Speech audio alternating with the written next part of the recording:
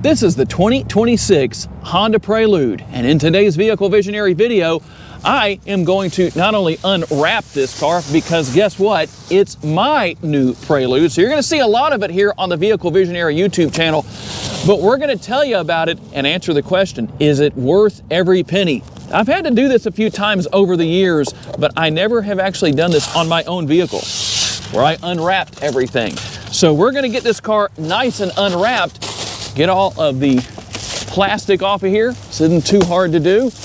Takes a little bit of time. And then we're going to tell you all about this 6th generation of the Preludes. Hey everybody, it's Tom from Vehicle Visionary. I hope you're having a great day. This is my new Prelude. We're going to do a long-term review on it. One thing, for those of you that watch me regularly, Kerry is back behind the camera today. He hasn't been with us for a while. He's helping me film today. If you want more of Kerry, check out the link in the description of the video to That Retired Dude on YouTube, and you can get your Kerry fill. He's got his own channel. So let's take a look at what we have here.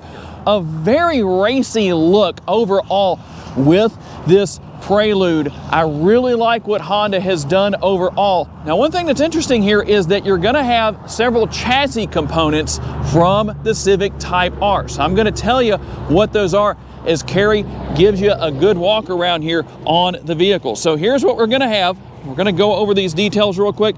So the first thing you're going to have is the dual access strut front suspension, and then we're going to have the wide front and rear track widths, which is going to be a little different from what we've seen in the past. This is about 6 inches wider than the previous generation of the Prelude. We're going to have the Brembo 4-piston front brakes. We're also going to have the adaptive damper system. That's going to be a very good thing. It's going to help out in a lot of ways. Also, we're going to have the enhanced agile handling assist. And here's the reality of this. You're going to get to see my first driving experience. I have not test driven this car. I know a lot of people are probably going to say, I can't believe you would buy a car without test driving it. I know what this car is going to do. It will be no problem. So let's talk about the overall design that we're going to have here. So with our headlights, everything is going to be LED. You do have the projector beam style headlights right here. You're going to have your LED turn signal indicators that are built in with or incorporated with the LED daytime running lights. We will find some, what I think is very nice looking gloss black down here. I'm curious to see how that holds up over time, because as you know, gloss black tends to show damage a little bit more. We'll have to see how that works. I do like the blue that we're going to have right here with the accent. That's not only going to be here on the front end, but also on the rear. We're going to have the air coming in, obviously, with our upper and lower grille areas right here. Sensors, you're going to have Honda Sensing, so you're going to have all those great safety features that Honda Sensing brings, such as adaptive cruise control, collision mitigation braking, lane keeping assist. All of that's going to be here, and we'll work our way around. In fact, let's go over here so we have a little bit more sunlight. We're going to have our 19-inch wheels, and I talk about those 4-piston Brembo brakes here on the front. Now, you won't have the same setup on the rear, but I do like what we have here. I like that blue brake caliper with that Prelude logo right there. It really works. That matches not only with the black wheel, but also with the exterior color of the Prelude. Now we'll work our way up here. The one thing that's missing, these are not going to be power folding side view mirrors. They're manually folding. Not a big deal for me personally. You do have the turn signal indicators built in. May not be able to see that those are turned on right there with the bright Louisiana sunshine, but hopefully the camera is picking that up. And I'll take advantage of that manual folding so you can see the power adjustable heated side view mirror. You will also have your blind spot monitoring. There's Kerry saying hi to everybody. And right down here, we're going to actually have an active vent. Now, I'll let Kerry show you that his hand goes through there. So here's what happens. This is very interesting. As you look, the air is actually meant to be channeled literally here. It's going to help with aerodynamics for the vehicle. So this isn't just about the aesthetics of the vehicle, how it looks, but also helping with those aerodynamics. And as far as your remote goes, here's what you're going to have. Lock, unlock, got remote start, got your panic button right there. There is a key built in here, so if you have the remote battery die, you can use the key to get in as far as the lock goes. But you can see that you have the deployable door handles right here. And you can actually program that to where you walk up to the vehicle and those will automatically deploy. Now, as far as the overall design here, for me personally, I am very happy that there is no sunroof. I am not a sunroof person. I would never even open it. So I prefer not having the sunroof. That's a good thing in my opinion. The overall design here, I like how everything gets a little bit wider as we go back here. Like I said, the overall width of this Prelude, the 6th generation, is actually about 6 inches wider than the 5th generation. A nice large rear window, should be very easy to see out of. I do like that. Going to have our Prelude logo right here, and you can see hopefully the light right here. That light goes all the way across. It doesn't take a break. That's a good thing. We're going to have the Honda logo spelled out here, Honda name I should say, instead of the logo. There's your Prelude logo, and hiding right under here, that's where the button is. If I can get that to open for me. There we go. For opening your hatches back here. That's going to open up nice and easy. Now, it's not power. It is nicely dampened, so you open it just a little bit, the dampening takes over, and it's going to open right up. Now, we do have about 15 cubic feet. Honda says 15.1 cubic feet of cargo space. Let me move a couple of things out of here because I do have a couple of things to show you. Special thanks to Colby Crowder at Holmes Honda Bossier City, which is where we're filming today, because he gave me as a gift this cover for my Prelude. So when it's sitting inside my garage, I can keep it nice and clean. Now, I will never need this because we don't use front license plates in Louisiana. Maybe one of you wants to buy it, or I can give it to you. So we're going to have our LED lighting back here in the cargo area. And then right over here, I'm going to open this up. Here's one thing you might want to know about: no spare tire. So you're going to have the tire repair kit, all that good stuff's going to be here if you need to deal with that. If it needs to be towed, there is that. And we're going to put that back in there.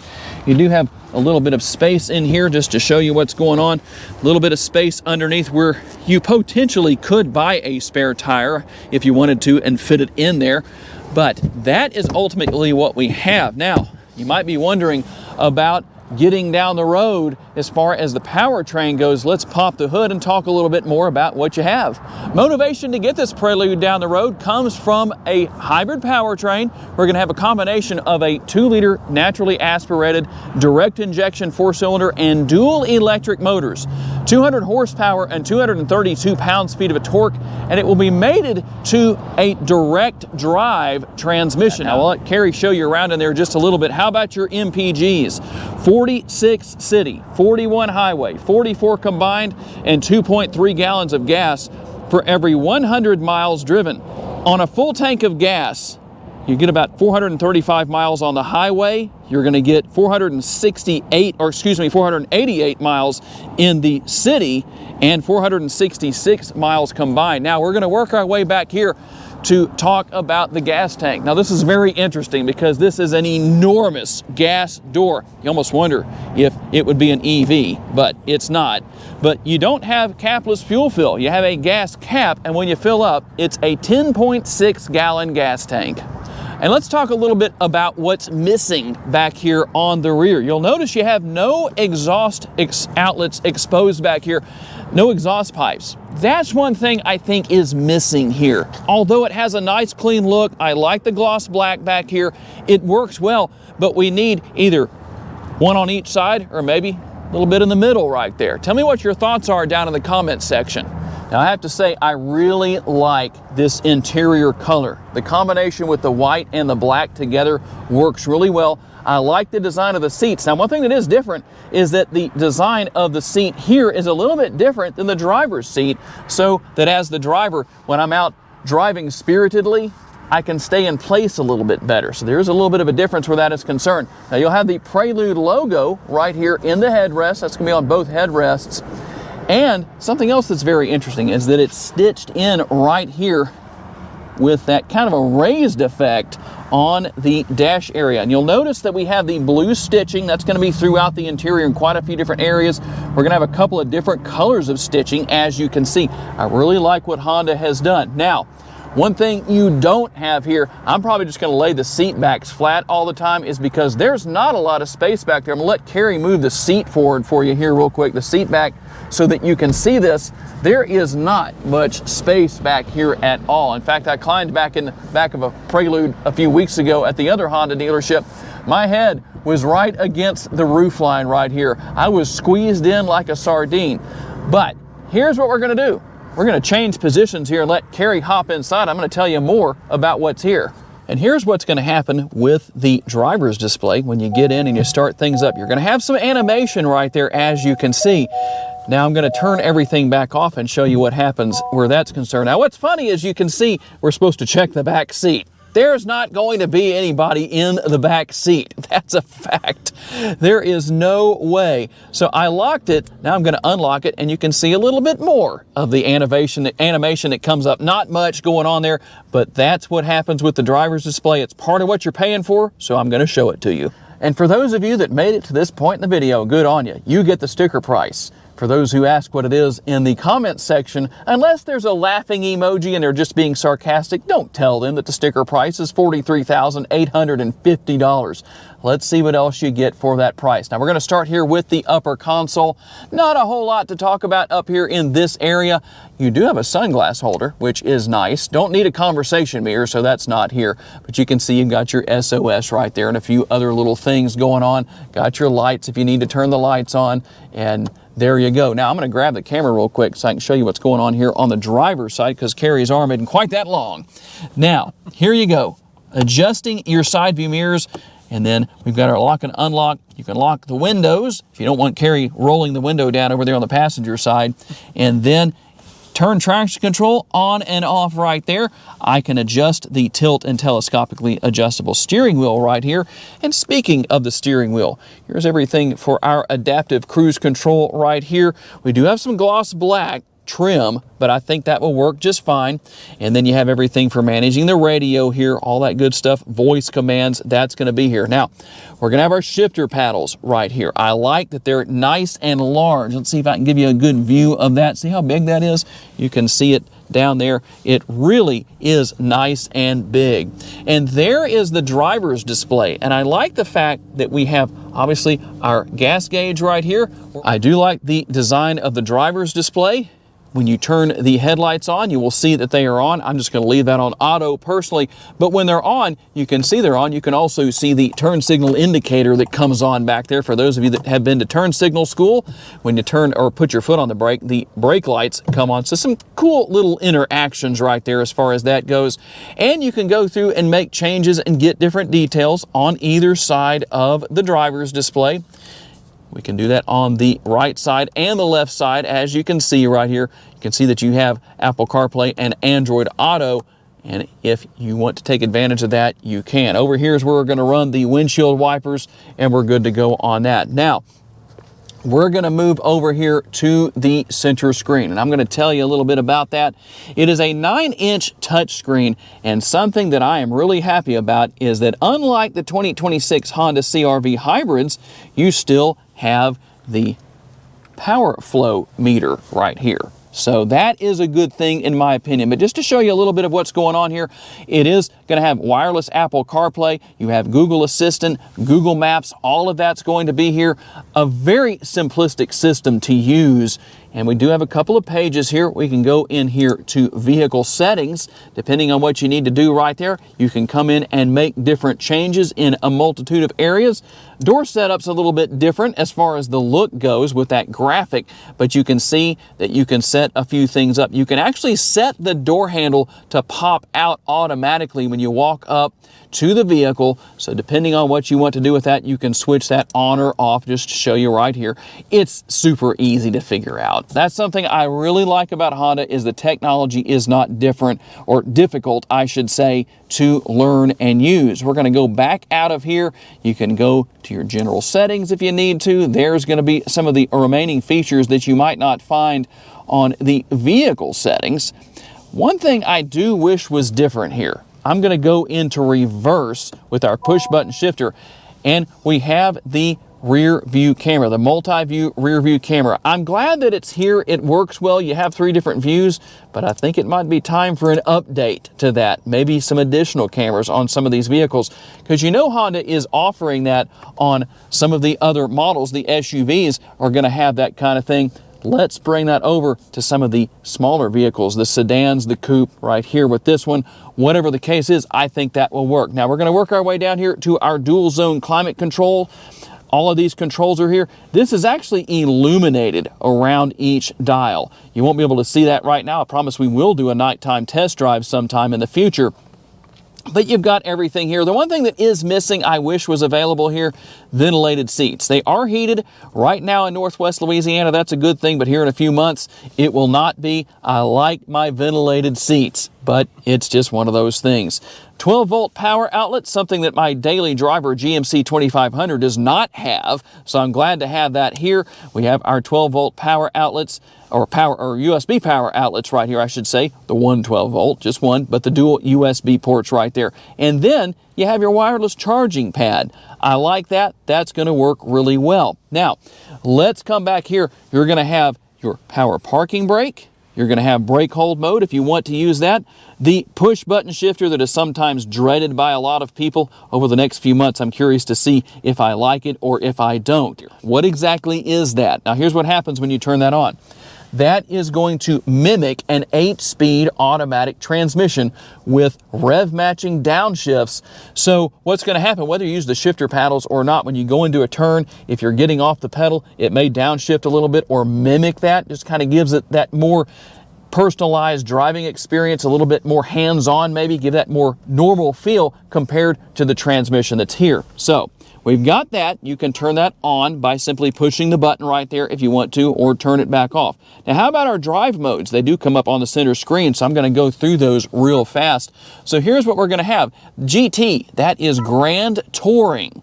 We're going to have Sport mode, and we're going to go back through the other modes, but you also have individual right here, so you can customize every aspect of the vehicle. So you might want Sport with your powertrain and Sport with your steering, but you might want Comfort or GT with the suspension. Engine sound will be the same way. I'm going to go to Sport on that. I'll set this up at a later time. We're just getting to this, but you can also go and see what you're going to have with your driver's display, depending on how you want things to look. You can go with Comfort, you can go with GT, or you can go with Sport, which in my personal opinion, that's what we've got on here right now. Hopefully you can see that okay. That is what I believe is the best look, so I'm going to stick with that. Now, let's go back out of here, and I'll tell you about the remaining drive modes. Back to the screen real quick. We're going to work our way down. We're going to go back. So you're going to have Comfort, and that's going to be our final driving mode. So there's your different driving modes as far as that goes. And then we're going to come back down here and show you some of the basics. We've got the cup holders right here. I've got a water bottle that I'm drinking out of that fits in there quite nicely. There's actually a lot of space left, so if you had a big gulp or something like that, a larger bottle, that's going to fit down in there. These little pieces will get out of the way. The center console is not majorly large, or really large, I should say. Let's use proper grammar on that.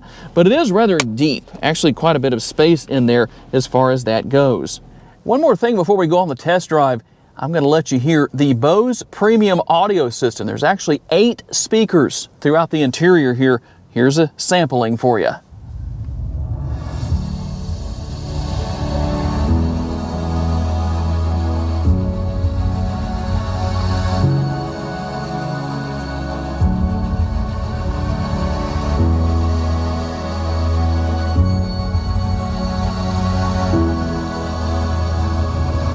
Try not to keep that too long, but just to give you an idea of where some of the speakers are and how that sounds. Now, I did tune this to my liking, and for those of you who are curious to know, how do you do that right here? Well, it's pretty easy. We go into general settings, we go right here into sound, got a few different things you can adjust, and that's what we have. Pretty simple to figure out, but I know a lot of you might say, Tom, show me where it is. Now you know where all of that is located.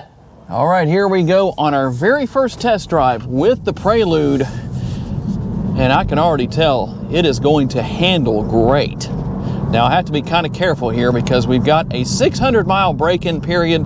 The break-in period typically with Honda is 600 miles, and you want to keep it under 4,200 RPMs. So I'm definitely going to have to be careful about that. We're going to try and get to that 600 miles as soon as possible.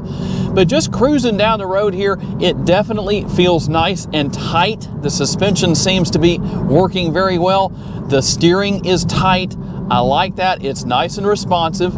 And over the course of time, like I said earlier in the video, I'll give you more feedback. But I tell you what, I like that it's as solid as it is. Now, I'm just in comfort mode. I haven't actually changed the driving mode. For one thing, I don't want to be tempted to step on the pedal too much, but also just to kind of see how it rides and how it handles just in the base mode. The comfort mode works really well as far as that goes. I'm very happy with that. I like how everything is very easy to get to. The steering wheel itself is nice and comfortable. There is one thing I wish was different with the steering wheel, and that is the fact that right here you have the center stripe. I didn't talk about that earlier in the video. That should be a different color, whether it's red or blue or something like that. I would really like to see that be the case, but it's not going to be in this situation. Maybe I could always have that done by a trim shop or something like that and have it be a one-off thing. Now, let's just try this and just see what happens. I'm going to downshift a little bit here. It even gives you a number on the driver's display. It's telling me that I'm in 8th gear right now, even though I'm really not. But that's very interesting. Let's just see how it does as we go down the road. See if we can tell a difference here. That's very interesting.